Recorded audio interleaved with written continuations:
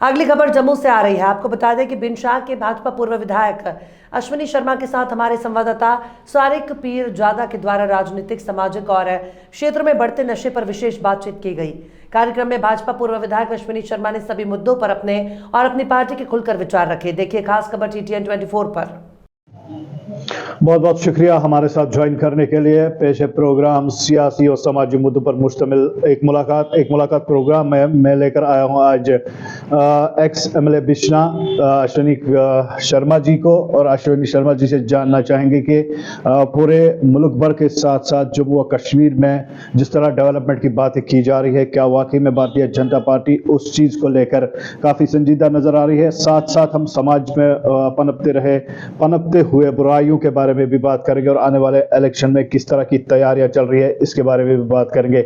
अश्विनी जी, सबसे पहले आपका वेलकम करते हैं आज के प्रोग्राम में और जानना चाहेंगे कि जिस तरह भारतीय जनता पार्टी का एक ख्वाब रहा है कि डेवलपमेंट होगी, क्या वाकई में ये इस वक्त जो जम्मू व कश्मीर में गवर्नर इंतजामिया काम कर रही है, क्या पूरे और सरल अंदाज से काम चल रहा है? बहुत बहुत धन्यवाद आपका।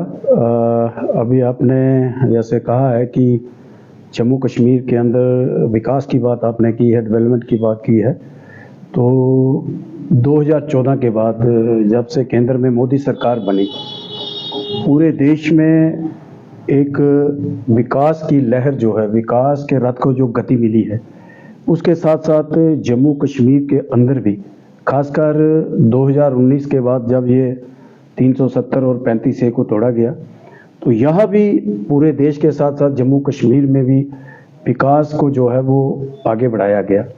बड़े बड़े प्रोजेक्ट यहाँ पे आए हर सेक्टर में। जैसे आपने देखा होगा कि यहाँ रोड नेटवर्क जो है, बड़े बड़े हाईवेज जो हैं, एक्सप्रेस वेज जो हैं, रिंग रोड जो हैं, बड़े ब्रिजेज जो हैं, इन सब पे बहुत ज़्यादा काम हुआ। और यहाँ IIT, IIM, central universities, all India institute of medical sciences जैसे बड़े प्रोजेक्ट जो हैं वो भी यहाँ पे आए। तो ये एक साइन है डेवलपमेंट का। यहाँ अभी जैसे आपने देखा है कि बहुत बड़ा बदलाव जम्मू कश्मीर के अंदर अभी आया है। जैसे यहाँ एक बहुत बड़ी रुकावट थी, जब आतंकवाद का साया जो है वो यहाँ जम्मू कश्मीर के अंदर लगभग 32 साल से यहाँ आतंकवाद रहा है, और आतंकवाद से जिस तरीके से मोदी सरकार ने इस पे काम किया और ऑपरेशन ऑल आउट चलाया गया, और आज ये उसी का नतीजा है कि आज कश्मीर वैली के अंदर भी, पूरे जम्मू कश्मीर के अंदर कश्मीर वैली में भी विकास हुआ, और वहाँ भी बड़े बड़े इवेंट्स जो हैं वो यहाँ पे करवाए गए। तो ये एक बदलता जम्मू कश्मीर है जो सामने दिखता है। विकास के रथ को गति मिल रही है, विकास हो रहा है, लोग खुश हैं, शांति है, पीस है। तो इसलिए मैं यही कहूँगा कि पूरे देश के साथ साथ जम्मू कश्मीर के अंदर में जो बदलाव हुआ और विकास जहाँ काफ़ी तेज़ी से जो है वो हो रहा है। सर, आप एक सीनियर पॉलिटिशियन है, क्या समझते हैं आप, क्या 370, 35 से या फिर आतंकवाद डेवलपमेंट में रुकावट था? देखो, 370 और 35A का भी कहीं ना कहीं कोई असर था। यहाँ के जो लाखों लोग हैं उनके साथ एक जस्टिस जो होना चाहिए था वो नहीं हो रहा था। 72 साल से लगातार कुछ ऐसे यहाँ पे कम्युनिटीज थी, कुछ ऐसे वेस्ट पाकिस्तानी रिफ्यूजीज थे, वाल्मीकि समाज था, गोरखा समाज था, हमारी बहनें यहाँ की जिनको उनके हक नहीं दिए जाते थे। तो ये मैं समझता हूँ कि अगर किसी एक इंसान को उसका हक नहीं दिया जाए तो मैं समझता हूँ कि वो भी विकास के रास्ते में एक रोड़ा जो है वो लगता है। तो 370 और 35A के टूटने के बाद सही मायने में जो है कि एक विकास की लहर जो है वो जम्मू कश्मीर के अंदर आई। आतंकवाद की वजह से भी यहाँ काफ़ी सारी रुकावट थी कि यहाँ जो एक काम डेवलपमेंट के जो काम थे वो कहीं ना कहीं उनमें रुकावट जो आती थी। अभी जिस तरीके से आतंकवाद की कमर टूटी है और आतंकवाद भी अभी आखिरी सांसें ले रहा है, इससे दोनों ये 370 और 35 और आतंकवाद, टेररिज्म जो था, इनमें बहुत बड़ी रुकावट जो है विकास की जम्मू कश्मीर के अंदर थी। अब 370 और 35 भी टूटा और आतंकवाद भी आखिरी सांसें ले रहा है, इसलिए विकास जो है वो आगे चल रहा है और बढ़ रहा है। और पूरे देश के साथ साथ जिस तरीके से कुछ सालों के लगभग 10 साल के अंदर बहुत बड़ा बदलाव भारत देश के अंदर आया। उसी के साथ साथ अब जम्मू कश्मीर के अंदर भी वो बदलाव दिख रहा है और विकास हो रहा है। भाजपा सरकार, हम इस वक्त की बात करें, क्या कुछ कर रही है युवा के लिए? देखिए, ये प्रधानमंत्री जी का एक बहुत बड़ा फोकस जो है वो यूथ के ऊपर है। बिल्कुल। यहाँ का, जैसे हमारा देश जो है युवाओं का देश है, यहाँ युवा शक्ति जो है इसको प्रॉपर चैनलाइज करने के लिए जो एक बहुत सारे योजनाएं जो हैं, स्कीम जो हैं, वो केंद्र सरकार द्वारा, प्रधानमंत्री जी द्वारा चलाई गई हैं कि कहीं ना कहीं, चाहे वो स्टार्टअप हो, चाहे वो सेल्फ एम्प्लॉयमेंट हो, चाहे प्रधानमंत्री एम्प्लॉयमेंट गारंटी योजना हो, ये सारी स्कीम जो है युवाओं के लिए। और आपने देखा होगा कि लगभग कुछ सालों से लगातार गवर्नमेंट जॉब में भी केंद्र सरकार ने काफ़ी सारा फोकस अब किया है और समय समय के ऊपर हज़ारों की संख्या में रिक्रूटमेंट जो है वो गवर्नमेंट जॉब्स में भी हो रही है।